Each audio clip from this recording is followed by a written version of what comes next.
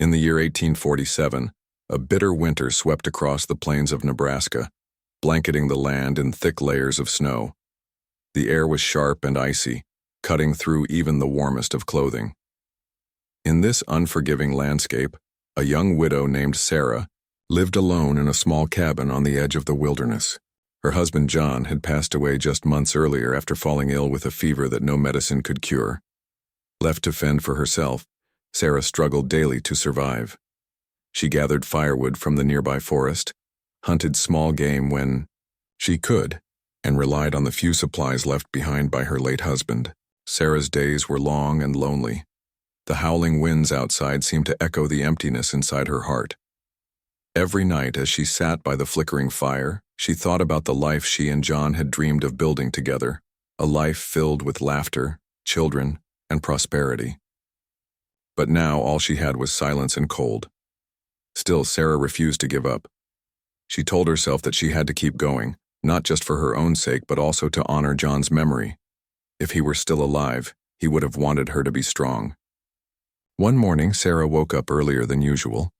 The temperature had dropped even lower during the night and frost clung to the insides of her cabin's windows.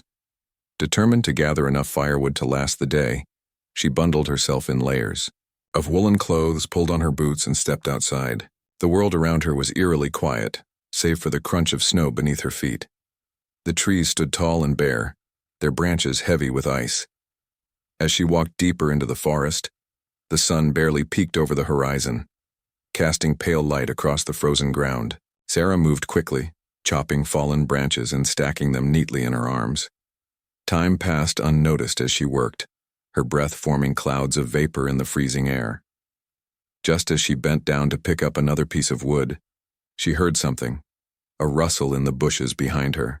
Startled, she turned around, her heart pounding. At first, she saw nothing but the endless expanse of white. Then, out of the corner of her eye, she spotted movement. 4 men emerged from the shadows of the trees, their faces hard and unsmiling. They wore rough clothing, patched and worn, and carried rifles slung over their shoulders. "Who are you?"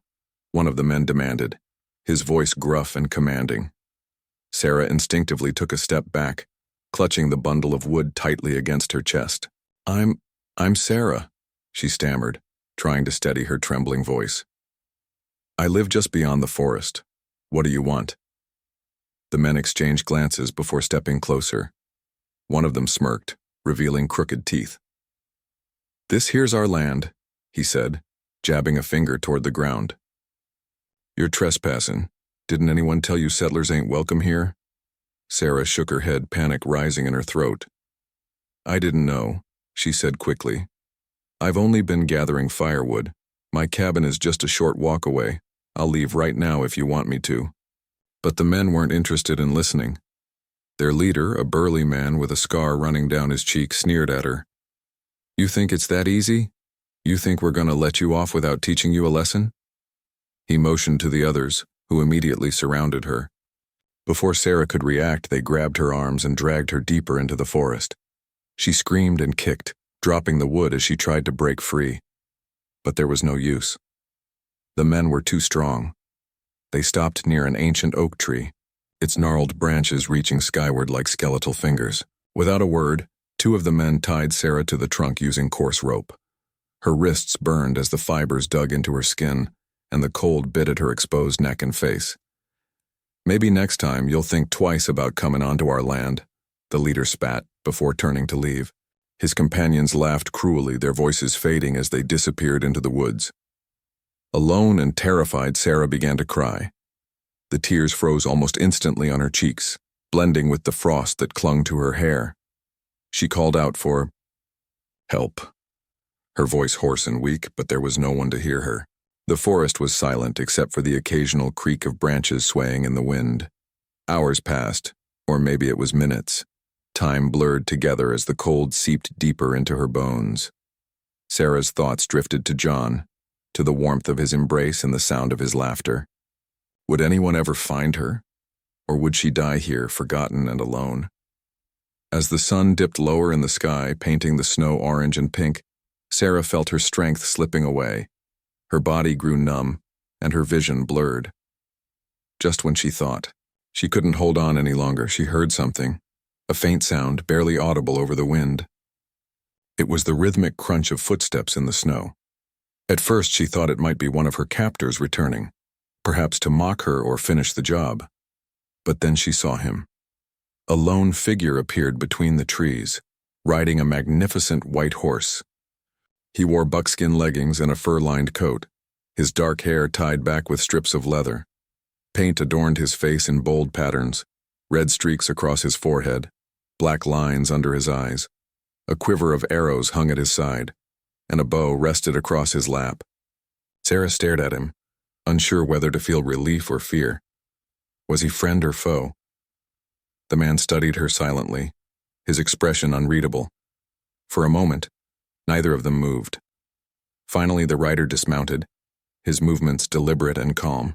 He approached Sarah cautiously, his boots sinking into the snow with each step. When he reached her, he drew a knife from his belt. Sarah flinched, bracing herself for the worst. But instead of harming her, the man began cutting the ropes that bound her to the tree. His hands were steady, his touch firm but gentle. Once the ropes fell away, Sarah collapsed to her knees, too weak to stand. The man knelt beside her, wrapping a thick buffalo blanket around her shoulders. Then, without saying a word, he lifted her into his arms and carried her back to his horse. Sarah clung to the man as he mounted the horse, her mind racing with questions. Who was he? Where was he taking her? Would she be safe with him? Despite her uncertainty, she felt a glimmer of hope. This stranger, whoever he was, had saved her life. As the horse trotted through the forest, the rhythmic sway of its gait lulled Sarah into a daze. Her eyelids grew heavy, and soon she drifted into unconsciousness, lulled by the warmth of the blanket and the steady presence of her rescuer. The journey felt endless, though it likely lasted only a short while. When Sarah finally opened her eyes again, she found herself in a place unlike anything she'd ever seen. Teepees dotted the snowy landscape, their shapes stark against the gray sky. Smoke curled lazily from their tops, mingling with the crisp air. People moved about the camp, some tending to fires, others working on tools or preparing food. Children played nearby, their laughter ringing out despite the cold. It was a scene of life and community, so different from the isolation Sarah had endured since John's death. The man who had rescued her dismounted and helped her down from the horse. He spoke briefly to a group of people who had gathered, gesturing towards Sarah as he explained something in a language she didn't understand, though she couldn't comprehend. His words, the tone of his voice was calm and respectful. One of the women stepped forward, her face kind and welcoming. She took Sarah by the hand and led her toward one of the teepees. Inside, a fire crackled warmly, casting golden light across the space. The woman motioned for Sarah to sit, then handed her a cup of hot broth. Grateful and exhausted, Sarah accepted the drink, savoring its warmth as it spread through her body. For the first time in what felt like forever, Sarah allowed herself to relax. She didn't know where she was or what lay ahead, but for now, she was safe. The man who had saved her watched from a distance, his piercing gaze fixed on her. There was something in his eyes, curiosity perhaps, or maybe concern. Whatever it was, Sarah knew she owed him her life. And though she couldn't yet put it into words, she vowed to repay him somehow, someday. Sarah spent the first few days in the Lakota camp in a haze of exhaustion and confusion. Her body was still weak from the ordeal in the forest, and her mind struggled to make sense of her new surroundings. The teepee she had been brought to became her temporary home, its warmth a stark contrast to the biting cold she had endured while tied to the tree. The woman who had welcomed her, Wichasha Win, proved to be both kind and patient. She spoke little English but communicated through gestures, smiles, and gentle touches. Wichasha Win tended to Sarah's frostbitten hands and feet, applying herbal salves that smelled earthy and sharp. Though the treatment stung, Sarah didn't complain. She knew she was lucky to be alive. The man who had rescued her, Tatankaska, visited often, though he rarely spoke. He would sit quietly by the fire, his presence calm and reassuring. Sarah noticed how the other villagers treated him with respect, their eyes following him whenever he moved. Children ran up to him, tugging at his sleeves or laughing as he playfully ruffled their hair. Despite his quiet demeanor, there was an air of authority about him, a sense that he was someone important within the tribe. Sarah wanted to thank him, to express her gratitude for saving her life, but she didn't know how. Her words felt inadequate, and she doubted he would understand them anyway. So instead, she simply nodded when their eyes met, hoping he could see the sincerity in her expression. As Sarah began to recover, she started observing the rhythm of life in the camp. Everything seemed to flow naturally, like the turning of seasons. Women worked together to prepare meals, sew clothing, and care for children. Men gathered to discuss matters around small fires, their voices low and thoughtful. Hunters returned, with fresh game, which was shared among everyone without hesitation. There was a sense of unity here, a deep connection between people and the land they lived on. It was so different from the isolated existence Sarah had known since John's death. Here, no one was truly alone. Everyone had a role, a purpose, and a place.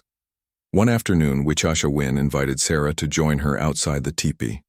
Together, they sat on a blanket spread over the snow, sorting through piles of dried herbs and roots. Wichasha showed Sarah how to crush certain plants into powders and mix them with water to create healing pastes.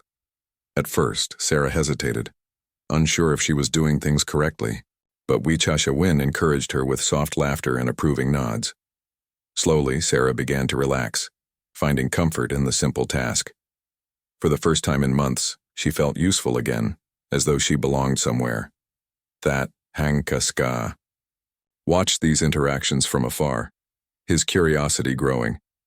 He had seen many outsiders before, most of whom were either hostile or indifferent to the Lakota way of life. But Sarah was different. She didn't judge. She listened. When villagers approached her, she smiled warmly and tried to communicate, even if it meant pointing at objects or mimicking actions. That Hankaska admired her resilience. He decided it was time to bridge the gap between them. That evening, after the sun had set and the stars glittered above, he entered the teepee where Sarah slept. Carrying a small bundle wrapped in cloth, he placed it beside her and waited for her to wake. When Sarah opened her eyes, she saw Thathankaska sitting cross-legged near the fire. His face was illuminated by the flickering flames, making the painted symbols on his cheeks seem almost alive. Startled, she sat up quickly, pulling the blanket tighter around herself. "You startled me," she said softly, her voice barely above a whisper. Thathankaska nodded, understanding her tone if not her exact words. He gestured toward the bundle he had brought, encouraging her to open it. Inside, she found a pair of soft moccasins lined with fur, along with a woven belt decorated with intricate beadwork. Sarah's eyes widened in surprise. She looked at Thathankaska, then back at the gifts, unsure of what to say. "They are for you," he said slowly, his voice deep and steady. To Sarah's astonishment, he spoke in broken English, each word carefully chosen. "To keep warm." Tears welled up in her eyes as she realized the effort he must have made to learn even a few phrases in her language. "Thank you," she whispered, clutching the moccasins to her chest. "I don't know how to repay you." That Hankaska shook his head slightly, dismissing her gratitude. Then, using a combination of gestures and words, he began teaching her basic phrases in his language. He pointed to himself and said, "Thathankaska." Next, he pointed to her and raised an eyebrow, waiting. Sarah hesitated before saying, "Sarah." He repeated her name, nodding in approval. From there, he taught her simple words: fire, water, food, sky. Each lesson brought them closer, building a fragile yet meaningful connection. Over the next several weeks, Sarah continued learning about the Lakota way of life. She helped Wichasha with daily tasks, practiced speaking with Tathanka, Ska, and observed the customs of the tribe. One day she was invited to join a group of women who were preparing hides for winter clothing. They showed her how to scrape away fat and sinew using sharp stone tools, then stretch the leather until it was smooth and supple. The work was tedious but satisfying, and Sarah found herself enjoying the camaraderie of the women around her. They laughed and teased one another, occasionally including Sarah in their jokes despite the language barrier. Despite her growing bond with the tribe, Sarah couldn't ignore the lingering questions in her mind. What would happen to her now? Could she stay here indefinitely, or would she eventually need to leave? The thought of returning to her old life filled her with dread. The cabin she had shared with John felt like a ghost town, haunted by memories she wasn't ready to face. Yet staying with the Lakota meant stepping completely into a world she barely understood, a world that might never fully accept her as one of their own. One evening, as the camp settled into quiet reflection under a canopy of stars, Tatanka Ska approached Sarah. He carried 2 bowls of stew and handed one to her. They ate together in silence, the crackling fire providing a soothing backdrop. When they finished, Tatanka Ska turned to her and said, "You think much." It wasn't a question, but an observation, spoken with a hint of concern. Sarah sighed, wrapping her arms around her knees. "Yes," she admitted. "I think about my life, my choices. I don't know what to do." Tatanka Ska studied her for a moment, his dark eyes searching hers. Then he stood and walked to the edge of the camp, motioning for her to follow. Together, they climbed a small hill overlooking the village. From this vantage point, Sarah could see the entire camp bathed in moonlight. The glowing teepees, the silhouettes of horses grazing nearby, the faint trails of smoke rising into the night sky. It was breathtakingly beautiful, a scene of harmony and balance. Tatanka Ska pointed to the horizon, where the prairie stretched endlessly. "This is home," he said simply. "For us. For all." Sarah understood what he meant, even if the words themselves were sparse. This land wasn't just a place to live. It was part of who they were. The Lakota drew strength from it, just as they gave back to it in return. For the first time, Sarah considered the possibility of belonging to something greater than herself. Maybe home wasn't a cabin or a plot of land. Maybe it was the people who accepted you, the connections you forged, and the life you chose to build. As they stood there side by side, Sarah felt a sense of peace wash over her. She still had decisions to make, challenges to face, and uncertainties to navigate. But for now, she allowed herself to breathe, to take in the beauty of the moment. And for the first time in a long time, she felt hope. Not because everything was resolved, but because she had found a place where she could begin again. As the weeks turned into months, Sarah grew more accustomed to life in the Lakota camp. The initial shock of being thrust into a completely unfamiliar world began to fade, replaced by a growing sense of belonging. She no longer felt like an outsider, looking in. Instead, she found herself weaving her own thread into the tapestry of the tribe's daily existence. Every morning she woke with the sun, its golden light streaming through the teepee's opening. Wichasha Win would already be busy preparing breakfast over the fire, and Sarah joined her eagerly, learning new skills each day. Whether it was grinding corn, tanning hides, or mending clothing, she threw herself into every task with determination. Her friendship with Tatanka Ska deepened as well. Though he remained quiet and reserved, his actions spoke volumes. He often brought her small gifts, a carved wooden figurine, a feather plucked from an eagle's wing, or a bundle of sweetgrass tied with sinew. Each offering carried meaning, a gesture of trust and acceptance. In return, Sarah tried to express her gratitude in ways she hoped he would understand. Once she spent hours carefully braiding strips of colored leather into a bracelet, mimicking the patterns she had seen on the belts worn by the men in the tribe. When she presented it to him, his eyes softened, and he slipped it onto his wrist, without hesitation. It was a simple exchange, but it meant everything to Sarah. The language barrier between them slowly began to shrink. With Tatanka Ska's patient guidance, Sarah learned more words and phrases in Lakota. She practiced speaking whenever she could, even if her pronunciation was far from perfect. The villagers laughed good-naturedly at her mistakes, but their encouragement only made her try harder. Over time, she discovered that communication wasn't just about words, it was about listening, observing, and understanding. A smile, a nod, or a shared glance could convey more than any sentence ever could. One afternoon, while helping Wichasha Win gather herbs near the edge of the forest, Sarah noticed a group of children playing nearby. They were pretending to hunt, using sticks as bows and arrows. Their laughter echoed through the trees, bright and carefree. One of the younger boys tripped and fell, scraping his knee. Without thinking, Sarah rushed to his side, gently brushing away the dirt and tearing a strip of cloth from her skirt to bandage the wound.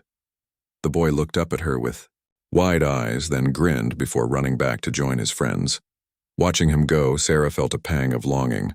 She wondered what it would have been like to raise children with John, to hear their laughter fill their home. For a moment, sadness threatened to overwhelm her, but then she reminded herself of where she was now. These people, this place, they were giving her a second chance at happiness. That Tanka Ska noticed the change in Sarah. Her steps were lighter, her smiles more genuine. Yet there were still moments when he caught her staring off into the distance, her expression distant and thoughtful. He knew she was wrestling with something, perhaps memories of her past, perhaps fears about her future. One evening, as they sat together outside the teepee, he decided to ask her directly. Pointing to his chest, he said, "Heart heavy?" It was a phrase he had learned recently, one he hoped captured the weight of emotion he sensed in her. Sarah hesitated, unsure how to respond. She didn't want to burden him with her troubles, yet his kindness made it hard to stay silent. Finally, she nodded. "Yes," she admitted softly. "Sometimes my heart feels heavy." She gestured, vaguely toward the horizon, struggling to find the right words. "I miss my husband. I miss the life we planned. But..." She paused, glancing around at the camp, at the flickering fires and the shadows of people moving about. "This place, everyone here has been so kind. I don't know what to do." Tatanka Ska listened intently, his brow furrowed in thought. Then, after a long silence, he stood and held out his hand to her. Curious, Sarah took it, allowing him to pull her to her feet. Together they walked to the edge of the camp where the prairie stretched endlessly under a sky filled with stars. The air was crisp and cool, carrying the faint scent of sage burning somewhere nearby. "Thathenka." Ska pointed to the vast expanse before them.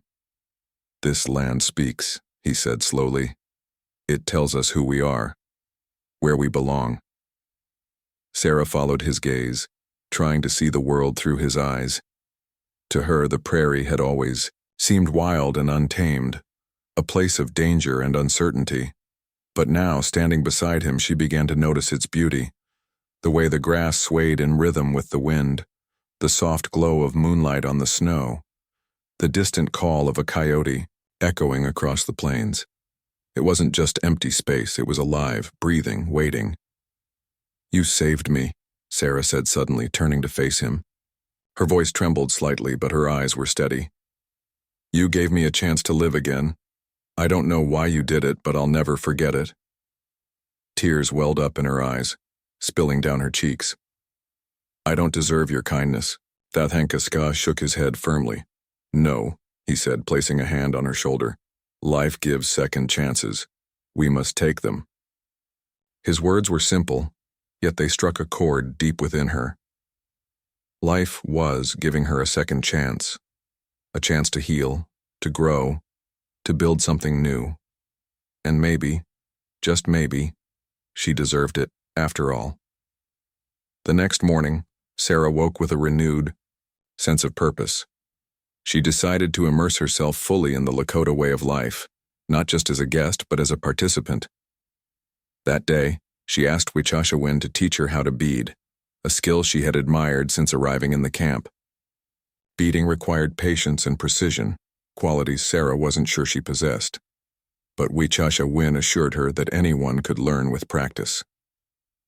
Sitting cross-legged on the ground, Sarah watched closely as Wichasha Win demonstrated how to thread tiny beads onto sinew, creating intricate patterns that told stories of nature, animals, and spirits. Slowly, Sarah began her own design, choosing colors that reminded her of the sunrise, bright yellows, oranges, and reds.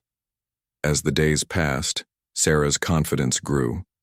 She started joining the hunters on short trips, learning how to track game and set snares.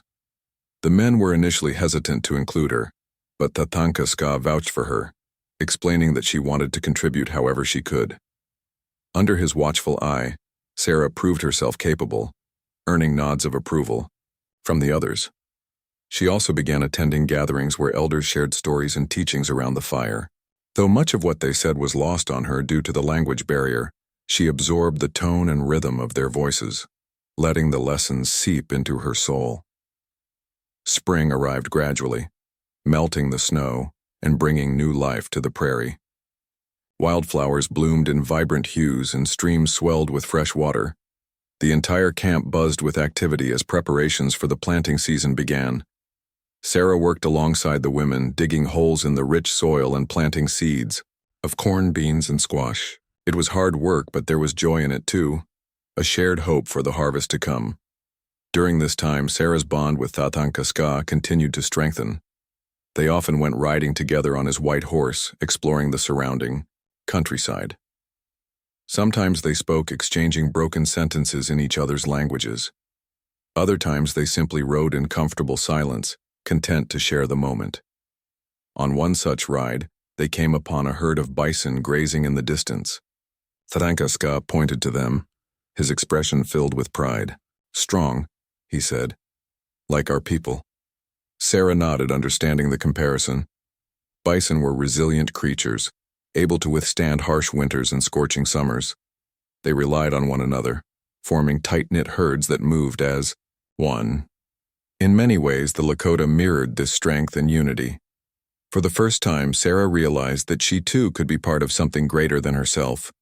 She didn't need to carry her burdens alone anymore. By the time summer rolled around, Sarah had become an integral part of the tribe. No longer viewed as an outsider, she was accepted as a friend, a helper, and even a storyteller.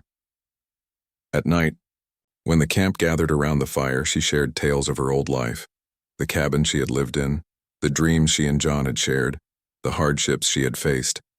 Her stories fascinated the villagers, who listened intently, asking questions and offering their own perspectives. Through these exchanges, Sarah came to see her past not as a source of pain, but as a chapter in her journey, a foundation upon which she could build a brighter future. Yet, despite her newfound happiness, Sarah couldn't ignore the lingering question in her mind. Should she stay, or should she leave? The thought of returning to her old life felt impossible now.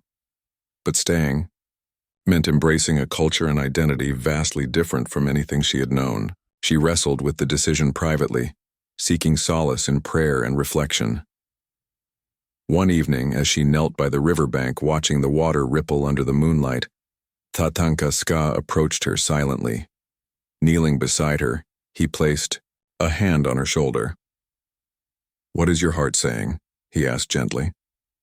Sarah looked at him, tears glistening in her eyes. "My heart says to stay," she whispered, "but I'm afraid." Tatanka Ska nodded, understanding her fear. "Fear is natural," he said, "but courage is stronger." He paused, searching for the right words. "Stay. Learn. Grow. You will find your path." With those words, Sarah made her choice. She would stay, at least for now. She didn't know what the future held. Summer stretched across the prairie like a golden blanket, its warmth melting away the last traces of winter's chill. The Lakota camp thrived under the long sunlit days, bustling with activity as people prepared for the coming seasons. Sarah had fully embraced her role within the tribe, finding joy in the rhythm of daily life. Each morning she woke with purpose, eager to contribute in any way she could. Her hands grew calloused from work, but her heart felt lighter than it had in years. She no longer saw herself as an outsider. She was part of something bigger, a community bound together by shared struggles and triumphs. Her bond with Tatanka Ska continued to deepen, though their relationship remained unspoken. They spent hours together, riding across the open plains or sitting quietly by the river, watching the water flow endlessly downstream. Sometimes they would practice speaking each other's languages, laughing at their mistakes and celebrating small victories when a phrase clicked into place. Tathanka Ska taught her the names of animals, plants, and landmarks, explaining their significance in Lakota culture. In return, Sarah shared stories of her childhood, describing the rolling hills of Kentucky where she had grown up and the dreams she once held for her future. One day, while helping Wichasha Win prepare food for a gathering, Sarah noticed a group of young warriors practicing their skills nearby. They moved with grace and precision, wielding bows and arrows with ease. Their movements were fluid, almost like a dance, as they aimed at targets set up in the distance. Watching them, Sarah felt a spark of curiosity. She turned to Wichasha Win and asked, "Can I try?" Wichasha Win raised an eyebrow, clearly amused by the idea, but when Sarah insisted, she shrugged and called over one of the younger warriors to assist. The warrior handed Sarah a bow, showing her how to hold it properly and draw the string back without losing balance. At first, Sarah struggled, her arms trembling under the unfamiliar weight. The arrow flew wildly off course, landing far from the target. Laughter erupted from the onlookers, but it wasn't cruel. It was playful, encouraging. Embarrassed yet determined, Sarah tried again and again, each attempt bringing her closer to hitting the mark. By the end of the session, she managed to land an arrow near the edge of the target. Though it wasn't perfect, the cheers from the warriors made her feel proud. For the first time, she realized that learning didn't have to be limited to domestic tasks. She could challenge herself in new ways. As the weeks passed, Sarah began participating in more activities traditionally reserved for men, such as hunting and tracking. Tathanka Ska often accompanied her, teaching her how to read signs left behind by animals, broken twigs, tracks in the dirt, tufts of fur caught on branches. He explained the importance of patience and observation, qualities essential for survival on the prairie. Sarah soaked up every lesson, amazed by how much there was to learn about the natural world.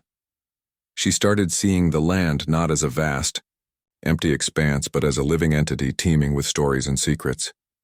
Despite her growing confidence, Sarah still faced moments of doubt. There were times when she wondered if she truly belonged here, among people whose customs and beliefs were so different from her own. One evening, after a particularly grueling day of gathering firewood, she sat alone by the river, staring at her reflection in the water. Her face was smudged with dirt, her hair tangled and wild. She barely recognized herself anymore. Was this who she was now? Or was she merely pretending to fit in? Tathanka Ska found her there, his approach silent, as always. Sitting beside her, he studied her face intently before speaking. "You look troubled," he said simply. Sarah sighed, brushing a strand of hair out of her eyes. "I am," she admitted. "Sometimes I wonder, am I doing the right thing? Should I be here?" Tathanka Ska nodded, understanding her. "Uncertainty." He pointed to the river, its surface shimmering in the fading light. "Water flows where it is needed," he said. "It doesn't question its path. It just goes."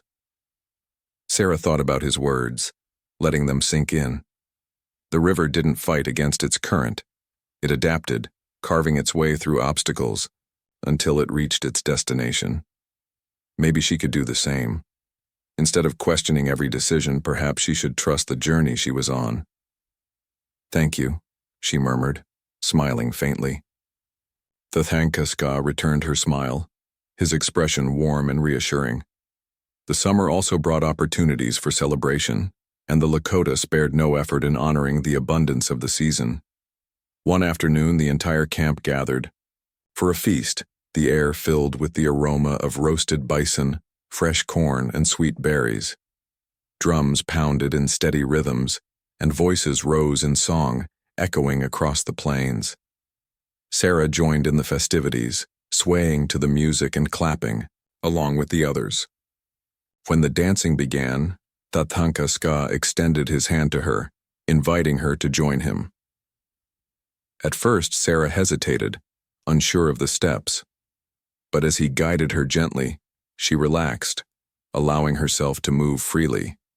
The laughter and energy of the crowd carried her away, and for a few blissful hours she forgot all her worries. After the feast, as the stars emerged one by one in the night sky, Sarah lay awake in the teepee, replaying the events of the day in her mind.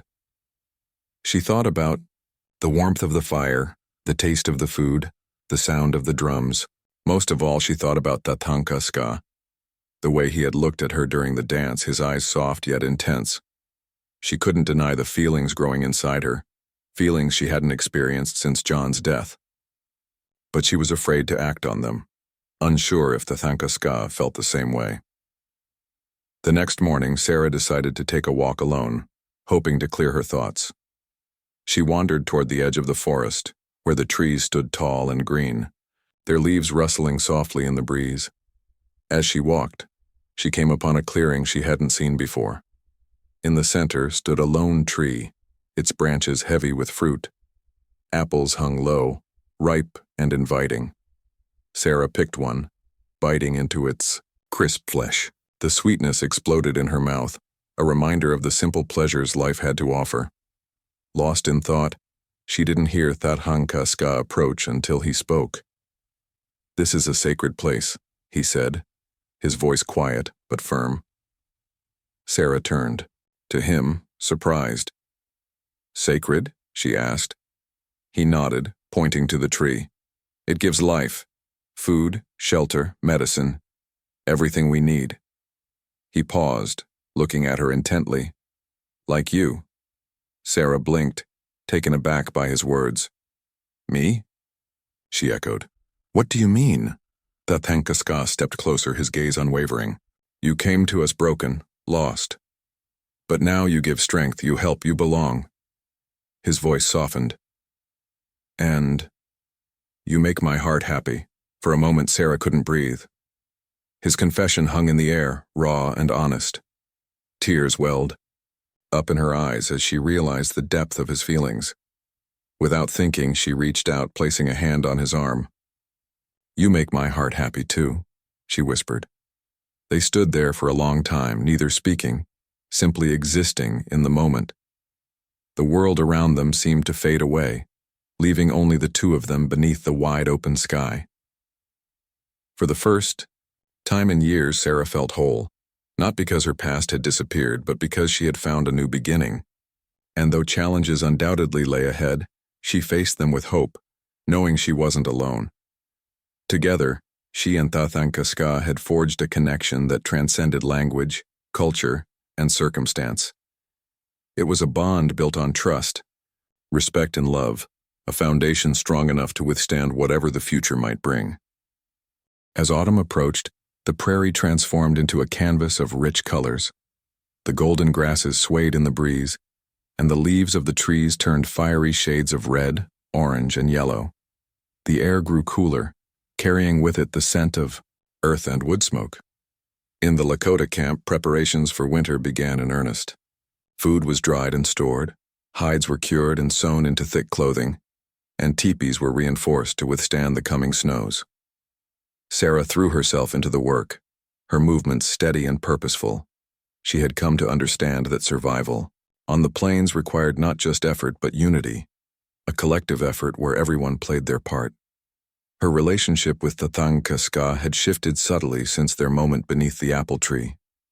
Though neither of them spoke openly about what had passed between them, there was an unspoken understanding now, a quiet acknowledgement of their feelings.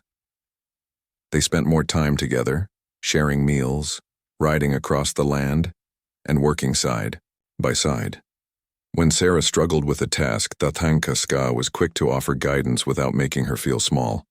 And when he needed help, she stepped forward willingly, eager to prove herself capable. Their connection deepened with each passing day, becoming something solid and real. One afternoon, as Sarah helped Wichasha Win pack bundles of dried herbs into leather pouches, the older woman glanced at her with a knowing smile. "You and Tatanka Ska," she said, her tone teasing yet gentle. "Good together?" Sarah blushed. her hands faltering for a moment before she resumed her work. She didn't know how to respond. Words felt inadequate when it came to describing what she shared with him. But Wichashawin seemed to understand, nodding approvingly before returning to her task. The days grew shorter and the nights colder. One evening, after a long day of gathering firewood, Sarah sat by the fire outside her teepee, wrapped in a thick buffalo robe. Tatanka joined her, settling beside her with a quiet ease that made her heart flutter. For a while, they simply watched the flames dance, the silence between them comfortable and warm. Then, after a pause, Tatanka spoke. "Winter is coming," he said, his voice low and thoughtful. "Hard times ahead." Sarah nodded, glancing toward the horizon where the sun had dipped below the hills. "I know," she replied, "but we'll get through it together." Her words surprised even herself. They were bold, confident, and true. Tatanka looked at her, his expression softening. He reached out, taking her hand in his. His touch was firm yet gentle, grounding her in the present moment. "Yes," he said simply. "Together." As the first snow fell, blanketing the camp in white, Sarah found herself reflecting on how much her life had changed since that fateful day in the forest. Back then, she had been alone, broken, and certain that death awaited her. Now, she was surrounded by people who cared for her, who saw her not as an outsider but as one of their own. She had learned skills she never imagined she would need, formed bonds she cherished deeply, and discovered strengths she didn't know she possessed. Yet, despite all she had gained, there were still moments when doubt crept in. Could she truly belong here forever? Was this life meant for her? These questions weighed heavily on her mind during the long, quiet nights of winter. The cold seeped into the teepees no matter how tightly they were sealed, and the wind howled like a restless spirit. On especially bitter nights, Sarah lay awake, listening to the sounds of the storm outside. She thought about John, her cabin, and the life she had left behind. Part of her missed those memories, the familiarity of her old world, the dreams she had once nurtured. But another part of her knew that clinging to the past wouldn't bring her peace. She had chosen a new path, one filled with challenges but also with hope and love. One night, unable to sleep, Sarah slipped out of the teepee and walked to the edge of the camp. The snow crunched softly beneath her boots and the stars glittered brightly overhead, their light undimmed by clouds. She stood there for a while, letting the cold air clear her thoughts. Then, she heard footsteps behind her. Turning, she saw Tatanka approaching, his breath visible in the frosty air. "You should not be out here alone," he said, concern evident in his voice. "It is too cold." "I couldn't sleep," Sarah admitted, wrapping her arms around herself. "I was thinking about everything, about my life before and now." Tatanka stepped closer, studying her face in the dim light. "What did you think?" he asked. Sarah hesitated, choosing her words carefully. "I thought about how different my life is now, how much I've changed. Sometimes I wonder if I'm strong enough to keep going, to stay here, to be part of your world. It's beautiful, but it's also hard. Different." Tatanka nodded slowly, as though he had expected her answer. "Different does not mean wrong," he said. "You are strong, Sarah, stronger than you believe. You have faced pain, loss, and fear, yet here you are, still standing, still fighting." His words struck a chord deep within her. She realized that he was right. She had faced countless hardships, and she had survived. Staying with the Lakota wasn't about erasing her past or denying who she was. It was about embracing a new chapter, one that challenged her to grow and adapt. "Thank you," she said softly, her voice trembling slightly, "for believing in me, for saving me." Tatanka shook his head. "No need to thank me," he replied. "We save each other. That is what family does." The word family lingered in the air, filling Sarah with warmth despite the freezing temperature. She looked at him, seeing not just the man who had rescued her but someone who had become her anchor, her guide, and perhaps even her future. Without thinking, she leaned forward, resting her head against his shoulder. He didn't pull away. Instead, he wrapped an arm around her, pulling her close. They stood like that for a long time, two figures silhouetted against the endless expanse of snow and sky. As winter wore on, Sarah continued to immerse herself in the rhythm of Lakota life. She helped care for the children, teaching them simple songs and games she remembered from her own childhood. She joined the women in crafting tools and clothing, marveling at their skill and creativity. And she accompanied Tathanka Ska on hunting trips, learning how to read the land and track game. Each experience brought her closer to understanding the delicate balance between humans and nature, a balance the Lakota respected and protected. One day, while exploring the outskirts of the camp, Sarah stumbled upon a herd of elk grazing in a sheltered valley. She quickly returned to the village to alert the hunters, who gathered their weapons and set out immediately. Under Tathanka Ska's leadership, they moved silently through the snow, their movements precise and coordinated. When the time came to strike, Sarah watched in awe as arrows flew true, bringing down several animals. The success of the hunt ensured the tribe would have food to last through the harshest months of winter. That evening, as the community celebrated the bounty, Sarah felt a profound sense of gratitude, not just for the food but for the people around her. They had welcomed her, taught her, and supported her every step of the way. As she sat by the fire, laughing and sharing stories with her adopted family, she realized that she no longer questioned whether she belonged. She did belong, because she had earned her place through hard work, humility, and love. Spring arrived, gradually, melting the snow and bringing renewed life to the prairie. The rivers swelled with fresh water, and the fields were ready for planting. Sarah worked alongside the others, planting seeds and praying for a good harvest. During this time, she noticed subtle changes in the way the villagers treated her. They no longer referred to her as the settler or the outsider. Instead, they called her by name, their smiles genuine and warm. Even the elders, who had initially been skeptical of her presence, now sought her advice on matters involving trade with settlers or communication with outsiders. One evening, as the sun set in streaks of pink and gold, Tathanka Ska approached, Sarah with a serious expression. "There will be meetings soon," he explained, "with other tribes, with traders, important talks. You can help." Sarah felt a surge of pride mixed with nervousness. "Me?" she asked. "Why me?" "Because you understand both worlds," Tathanka Ska replied. "You speak their language. You know their ways. And you are one of us now." His trust in her abilities meant more than any words could express. From that moment on, Sarah dedicated herself to preparing for the upcoming meetings. She practiced, speaking Lakota phrases fluently, memorized key points about the tribe's needs, and rehearsed possible scenarios in her mind. When the day finally came, she stood beside Tathanka Ska as representatives from neighboring tribes and groups of settlers gathered to discuss trade agreements and boundaries. Though her role was small compared to his, she took pride in contributing to the discussions, ensuring that misunderstandings were avoided and mutual respect prevailed. As summer returned, painting the prairie in vibrant hues, Sarah reflected on how far she had come.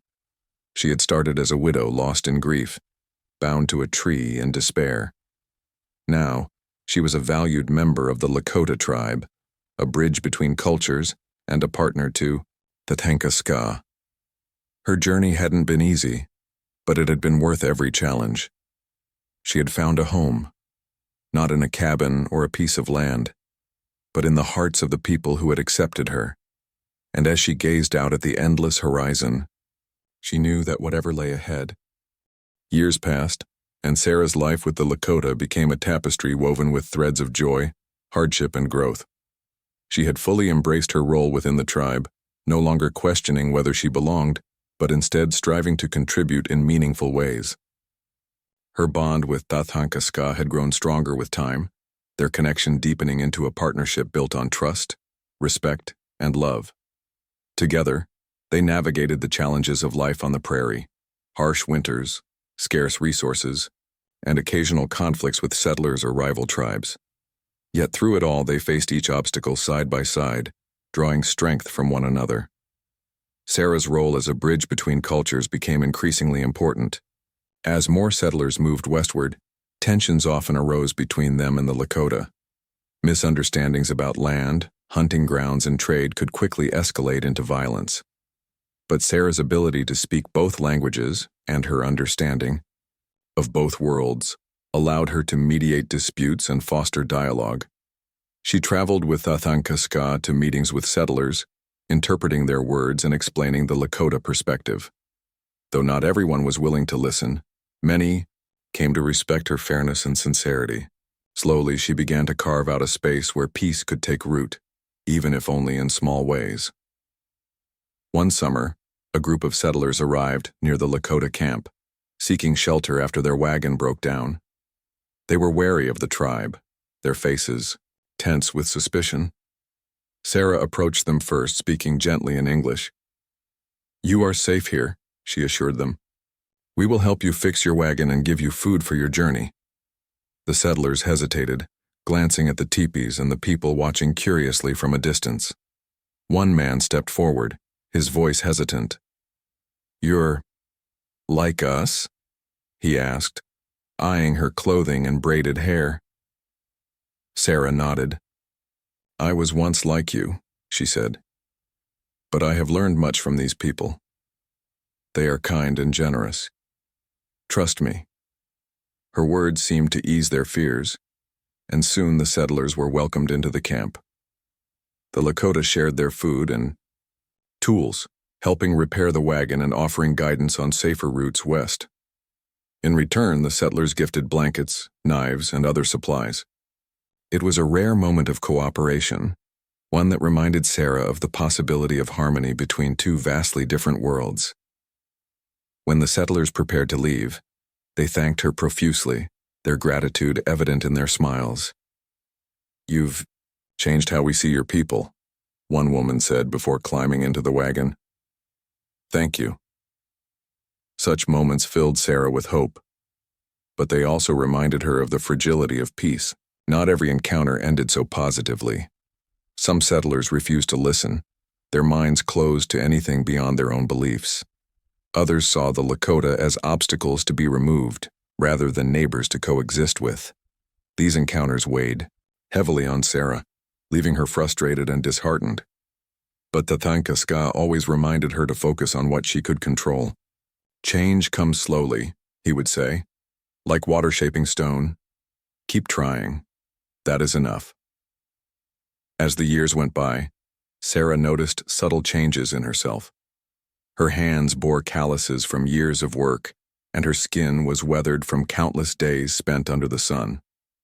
Yet there was a quiet confidence in her movements, a steadiness in her gaze that hadn't been there before. She had become someone who could endure, adapt, and thrive in a world that demanded resilience. And though she still thought of John, sometimes the sharp ache of loss had softened into a bittersweet memory. He had been part of her past, but Tathankaska was her present, and perhaps her future. One spring, Sarah found herself sitting by the river with Wichasha Win, watching children splash in the shallow water. The older woman turned to her with a knowing smile.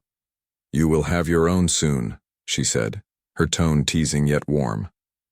Sarah blinked, startled by the comment. "My own what?" she asked, though she already suspected the answer. "Children," Wichasha Win replied matter-of-factly. "It is time." At first, Sarah dismissed the idea, thinking it impossible, but as weeks passed, she began to notice signs that Wichasha Win might be right. Her body felt different, tired some days, restless others. When she finally confided in Tathankaska, his reaction was immediate and joyful.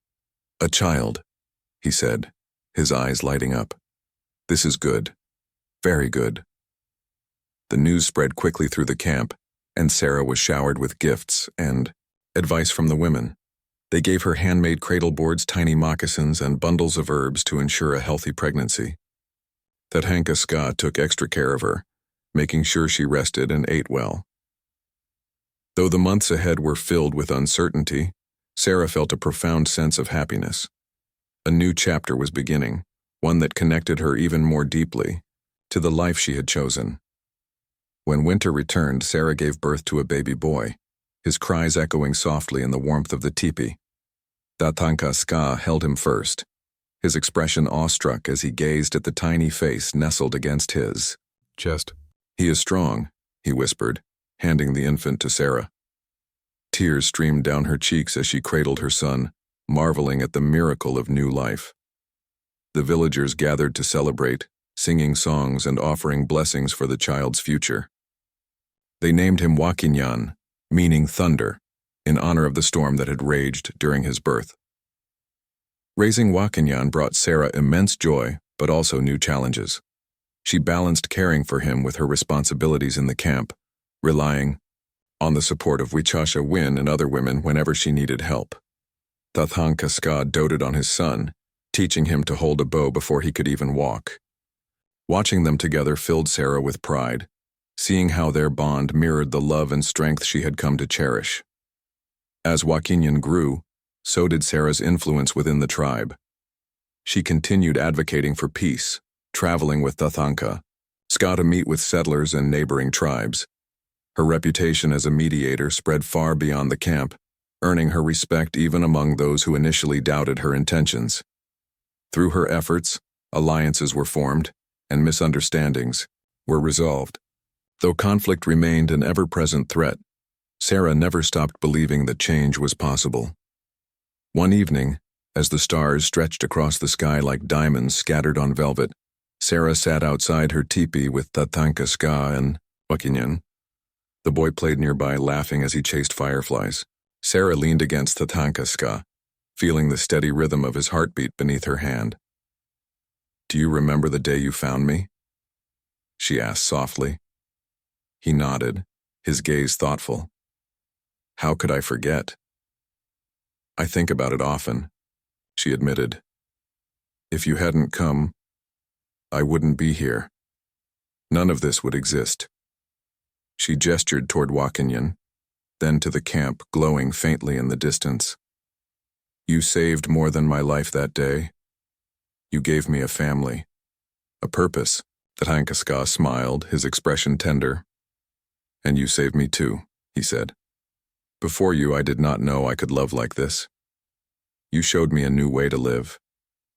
They sat in silence for a while, listening to the sounds of the night, the rustle of leaves, the distant hoot of an owl, the soft giggles of their son. For Sarah, it was a moment of pure contentment, one that encapsulated everything she had fought for and achieved. She had started as a widow lost in despair, bound to a tree in the bitter cold. Now she was a mother, a partner, and a peacemaker, a gay woman who had found her place in a world that had once seemed impossibly foreign. Life on the prairie was unpredictable, filled with joys and sorrows alike. But Sarah no longer feared the unknown. She had learned to embrace it, trusting that whatever came her way, she would face it with courage and grace. With Tatanka Ska by her side and Wakinyan in her arms, she knew she was exactly where she was meant to be. And as the wind swept across the plains carrying whispers of stories yet untold, Sarah smiled, ready to write the next chapter of her extraordinary journey.